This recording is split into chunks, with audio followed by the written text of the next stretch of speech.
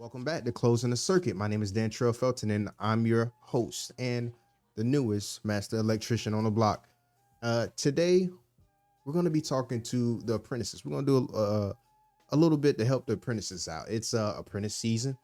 A lot of the kids that are in high school who are doing vocational training, they're going to be starting in a couple of weeks, and also for all my new hires. So these are things that that was either told to me, gifted to me as knowledge, or these are things I learned after the fact from going about things the wrong way, which, look, we all make mistakes. That's why we lean on people who've been there before to get some game from them. Or, you can learn the hard way. There's always room to recover. But I advise you to take the advice from someone who's been there before. Today, we want to go over the 7 daily habits apprentices should pick up to become the number one apprentice in the yard. And starting out is being early. Now, if your job or if you get into the office, let's say 7 o'clock, I advise every apprentice to be in the yard at least bare minimum 6:45, 15 minutes ahead of time. Why, you may ask? That's just enough time for you to get in the yard, get your tools out of the truck, get you some coffee if you want to, look at the board, see what truck or what crew you'll be rolling with that day. Sometimes in different settings, you may be with one crew for a long stint of time, or you may be a floater. So if you get in a little bit early, you get a chance to see who you're working with. Every foreman has a different way of going about doing things, and they have a little bit of different flavor about themselves. Some foremen are like laid back, some are super uptight. But if you give yourself that window of time to get in there, get early, be prepared, be ahead of the game, that'll help you with how the foreman perceives you. I mean, nobody's going to be mad about you getting in there early, jumping on a truck early, knocking out some of the tasks you need to do early in the morning. It'll only help you. It won't hurt you at all. Now, number 2 would be prep the truck. Now that you know what crew you're working with, the best thing you can do is get to prepping the truck. Now, when I was coming up, the first thing you would do is ice the truck, do the pre-trip inspection, and fly the boom. Now, flying the boom is a term we use for linemen, street light specialists, traffic signal technicians. We use boom trucks. So every morning you would have to put down the outriggers. Those are used to stabilize the truck and run through all of the functions to make sure that the boom is operating properly. Now, this isn't just a rule for safety or just something to do every day. Remember, you're most likely going to be the person in this truck 20, 30, 40, 50 feet, even some trucks go higher than that, up in the air. And you want to make sure all of the safety mechanisms, all of the alerts, everything are working. And if you're not in a truck, the guy training you is. So your safety, their safety, you're responsible for it as that person in the crew in the morning. As you can tell right now, it's the summer in South Florida. Ice water is super important. You want to make sure that you got fresh, clean ice water in the morning. If you're using a cooler, you want to make sure that you sterilize the cooler every so often. You don't want to build up any mold or algae in the cooler. So you want to make sure the truck is perfect, pristine, clean as well. And you definitely want to do your pre-chip. That's checking all of the oil, transmission fluid, tires, the air brakes. It's a few things. We can go over that a little bit later. If you guys would like to see that, we can go through a list of what a pre-trip looks like. But that's very important for the morning. Number 3, I highly advise new apprentices to gather all tools and equipment in the morning, especially if you're early and on time, and lay them all out just how the job calls for. This gives you time to look at anything you need, the construction manual, the safety and code books, whatever's needed for that job. You can go over and see what the material is, make sure you're using the right material. I advise you to lay all the material out. Why? It's easy to forget a couple of things for the job. Most trucks have extra equipment, But as an apprentice, it will be just your luck. That one small washer or that one small nut or that specific size bolt is not on the truck that day. And guess who's responsible for it? You. And guess who looks bad for not having the material ready? You. So what you can do is definitely double check and make sure that you have extra equipment on the truck. That will be a part of getting the truck ready in the morning. You fill in any equipment that may not be on the truck or you've used up on previous jobs, but you go through the material list for the specific job and lay it all out top to bottom. Now you get your tools and make sure everything is in proper working conditions. If it needs to be charged, you put it on the battery charger. If it needs to be cleaned, it wasn't clean the day before, you get to cleaning your tools. You always want to treat your tools with respect. You want to make sure that they're in perfect working order. And especially if you're using your foreman's tools, which you may be at this point, you want to show respect that if someone is allowing you to use their tools, you're going to show them that you are taking care of their property as well. And respect goes a long way. And it goes a long way for you to help earn a little bit of respect on the way. So lay out your tools and equipment in the morning. Number 4, understand every step of the job and ask questions. Now you've laid out the material. Again, you may be new. You may be bouncing around from crew to crew. Each crew may serve different functions. You might be on a trouble crew one day, and you might be on a construction crew one day. And those crews run 2 different types of trucks, 2 different types of operations. It's all the same type of work, but they're very specific. So what you want to do is read through the job. If it's something that you don't understand or something that you don't get, this is the perfect time to go sit with the lineman or the foreman or whatever you want to call them, whoever's second in charge, first in charge.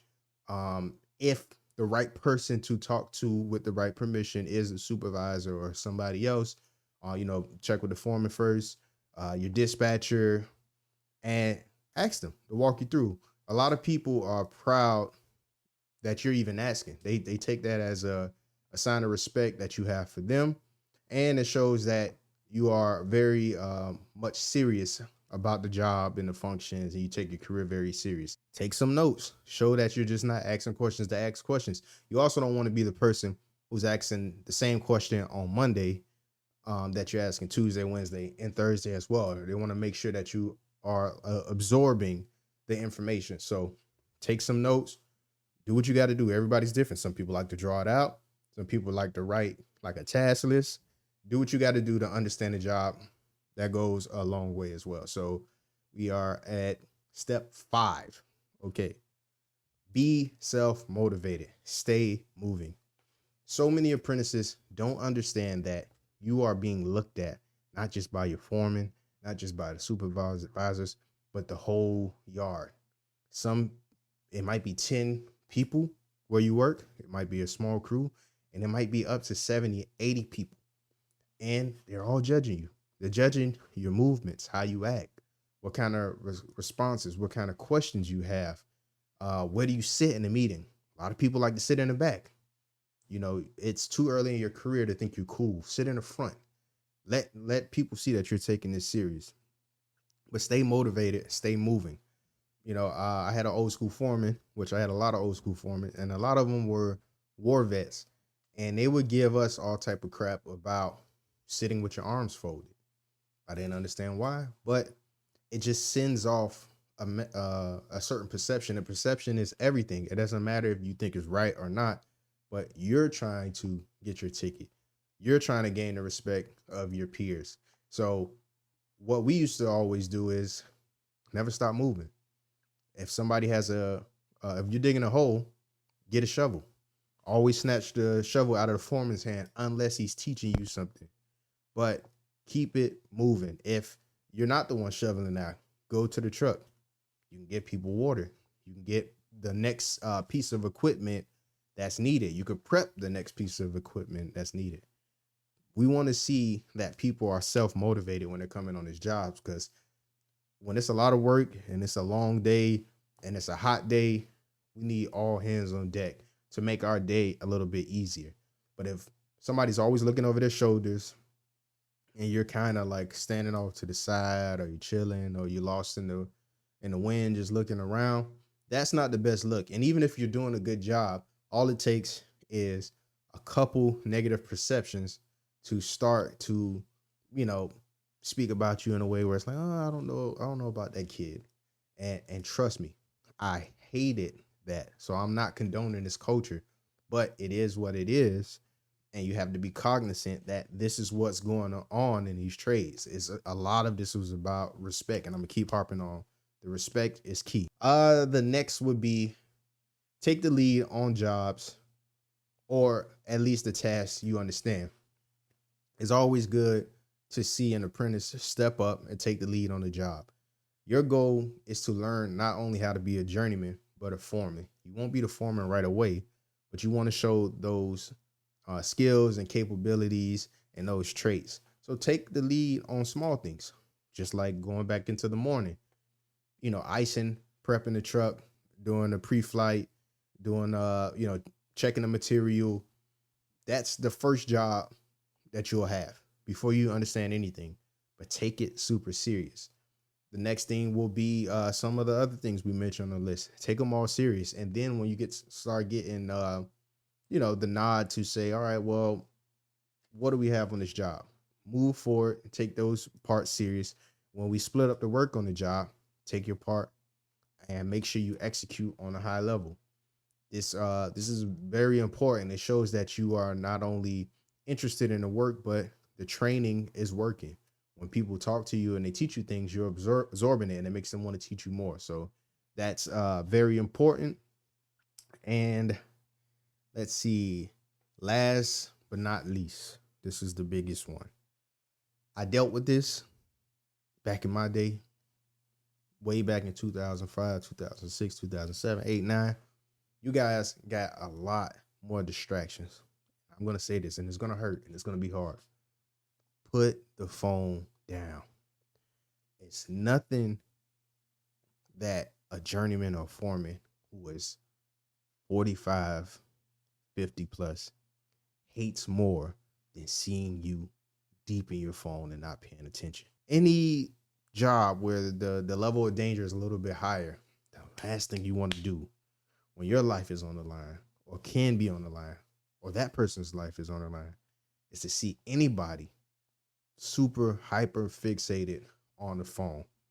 It took us a long time to understand that. We were the first on the phone guys. Everybody from 2005 to 2010 to 12, we were the first people hated for being on the phone all day. You guys hear it and you understand it, but you're dealing with a lot more distractions. Back then, it was just text message. We had to wait till we got home to get on social media. And then social media started to play a part on the phone. Now you have anywhere up to 10 apps that you can want to be on all at one time while you're working. I suggest find the time to do it in between jobs. Check your phone here and there, but do not be on the phone while you're working, especially if you got an old head, one of those very strict, I keep saying militant, old school Vietnam vet foremen. He's gonna hate you for it, and he's gonna make your life a living hell for it. And trust me, you don't want to know how it works. They can get very creative on how they can make your life a little bit harder. And I don't condone hazing. We don't haze. We need to get away from that, but just avoid it at all costs. If you listen to these tips, you will be among the 1% in your yard. You will be among the 1% of apprentices all over the nation, because as easy it is for me to tell you, and some of you guys might think like these are very simple tips. Anybody should do that. They're not doing it. Everybody doesn't aim for excellence. Everybody doesn't exude that type of confidence to where they can put their phone down and they can take control of the job. But if you focus, you can. And if you weren't, if I told you these are the 7 daily habits and you were doing none, it's never too late to start. It may take a little time to turn the boat around on of the opinions and the perceptions that people have of you, and it may not be in the best light, But once they see you chipping away at it and they see the consistency and they see the focus, they'll change their mind about you. And they'll actually tell people about how much you changed. But for the guys just starting out, start strong. Start strong. Start with the 7 daily habits. If you like these tips and you want more, if you want to dive deeper on them, let me know in the comments. Tell me if you have a question as an apprentice and you want me to talk about it in a video. Bring it up if it's anything safety related, anything that you need. Just shoot me a email or a comment and we'll dive into it. And I'm looking forward to working directly with the apprentices, helping you guys out on your journey so we can get you to journeyman and we can get you to master electrician and even some of you electrical contractors. So until next time, this is Closing the Circuit. We out.